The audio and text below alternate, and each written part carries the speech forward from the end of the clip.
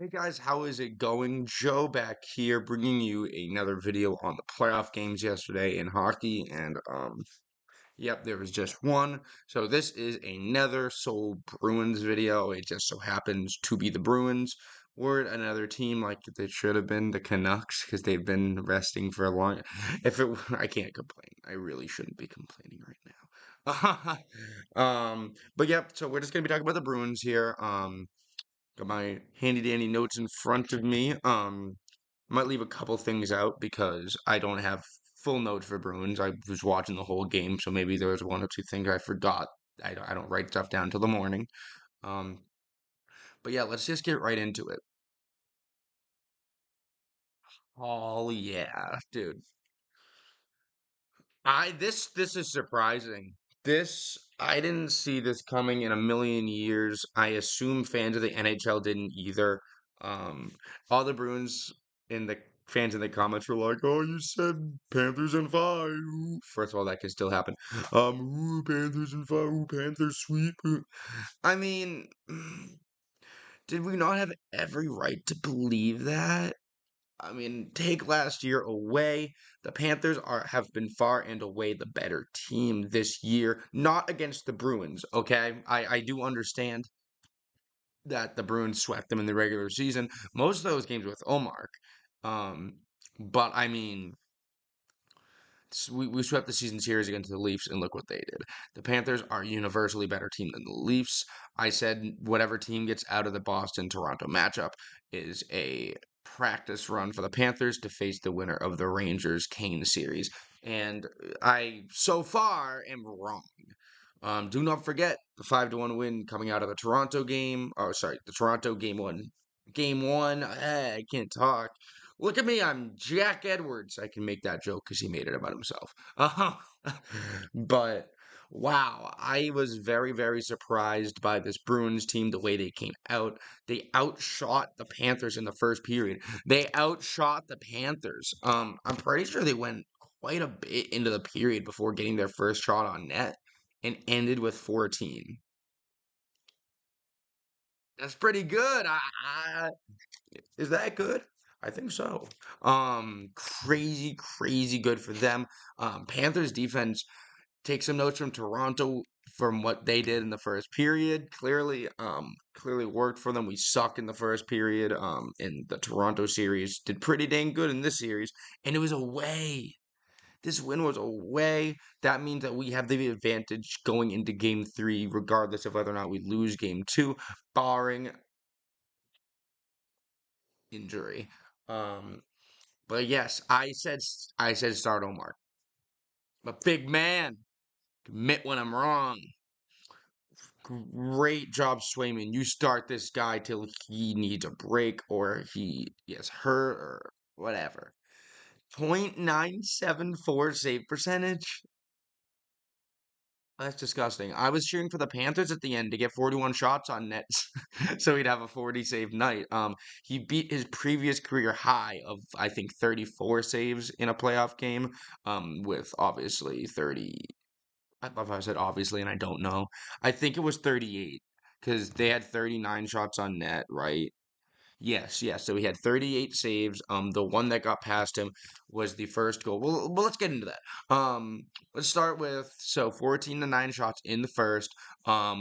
Great kick save on I think Lundell. Is Lundell 15 for the Panthers? I think he is. Yes. So a great kick save on Lundell. That was basically to start the game. Everyone was on their feet. They thought that that went in, and then Swayman gets up and as the Bruins take it to the other zone, he just goes. I love when Swayman does that. He is the sway man. He is the reason we are here. Whether or not he lets in 50 goals in the next four games, he is the reason we are here. So all hail Swayman. Give this man a blank check. I cannot be the only one saying that right now. So I'm gonna move on because we all know that this is what he deserves. Um, a couple rusty turnovers for the Panthers. So I don't think they looked rusty this game. I thought the only way the Bruins were gonna were gonna win the game was with Panthers rust having over a week off because Tampa felt like a stack of bricks. They did not look rusty. They looked great. However, getting out of their own zone a couple of times, we were able to force turnovers. Geeky had one, but the one I'm going to refer to here is Pasternak. He had a great chance for a breakaway goal. Bobrovsky recognized who it was and knew what he had to do, so he got into position. Pasternak goes 5-hole on him, and I still don't know what part of Bobrovsky's body he made this save with. I have a hunch. No, I'm just kidding. I'm kidding. But yeah, no, he tries to go 5-hole on him, and somehow Borowski stops it. I thought that crap was in. Great, great play by Pasternak. Maybe if he didn't lift it so much, it would have gone in, but I have no complaints because it was a great idea, a great move. Someone immediately crapped on it. I was like, dude, that was a great shot. Shut up. I shit on Pasternak so much, and I don't think this is recency bias based on Game 7. He has been great lately. He had the most Bruins shots on goal with 4. He had a great defensive poke check in the second. What if I said that? Dude, drop a freaking banner. Pasternak had a great defensive play, right? So, unbiased as hell. Yeah, Pasta had a great game. Um, and he stayed off the score sheet. I think he got a secondary assist at one point, but yeah. Um, so let's talk about that first goal by Matt Tkachuk. Um, I'm not even gonna say Swayman should have had it. It wasn't as good a shot as some of the others that he faced, but it was a ripper from Makachuk. Gets them on the board. It goes right between Lindholm's skates. So Lindholm had 6 blocks this game. That would have made 7, and we would have got a shutout potentially. Who knows if we had responded the way we did if Kachuk doesn't get that goal? Should we be thanking Kachuk? Who knows? But Kachuk starts the scoring over the shoulder of Swayman, and we answer so fast. I was a little concerned they were going to call goalie interference on was it Zaka, who was like practically on Bobrovsky. It does look like he manages to avoid him, but Bobrovsky, I'll be honest, this game was falling quite a bit, unforced. So that's something to keep your eye on. I'm not sure why he's falling so much, but Bobrovsky takes a fall, and Zaka makes a move to get the puck. So Zaka, okay, you made a play. He gets the puck to Geeky. Geeky pots it home. I was more concerned about this coming back than paying attention to how he did it, but he did it, and it counted. So 1-1 tie Bruins. 3 minutes later,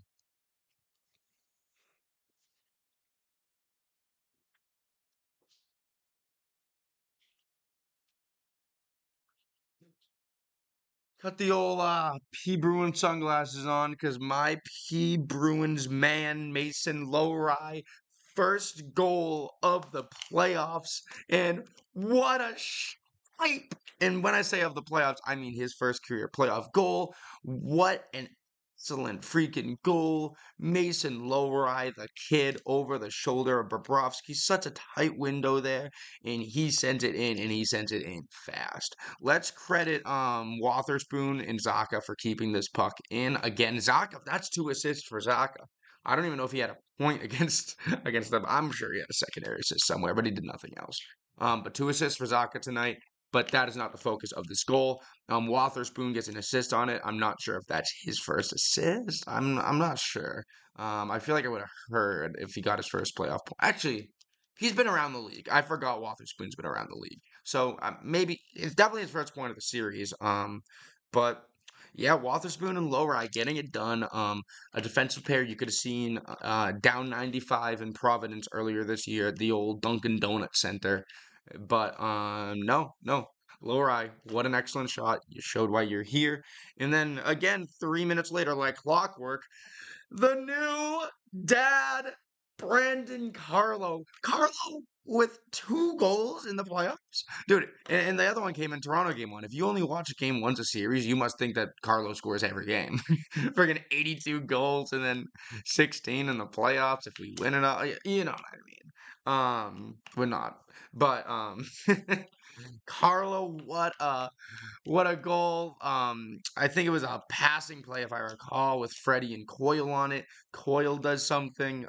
Still not enough from these guys, by the way. I am saying that Zaka and Coyle got a pair of assists, but these are still two guys that need to step up if we want to actually win the series. This was a great start for them. A pair of assists for Zaka, and yep, just an assist for Coyle. Excellent work, but we do need you to do better than that. I need to see you score some goals. If you remember in the 2019 run, Coyle was bigger than like the Marchand Bergeron Pasternak line. I swear, go watch the finals. Coyle was electric. So I know you have that in you, Coyle, to be excellent during the playoffs. I know you're not a joker or anything. Um, Got to see more. I love how I'm saying this when I watch him get an assist. Like a nice assist, but you suck still. But no, Coyle, you need to do more. But good start, because this was not just like, your mom's picking Daisy's assist. This is an actual assist that helped create the play that Carlos scored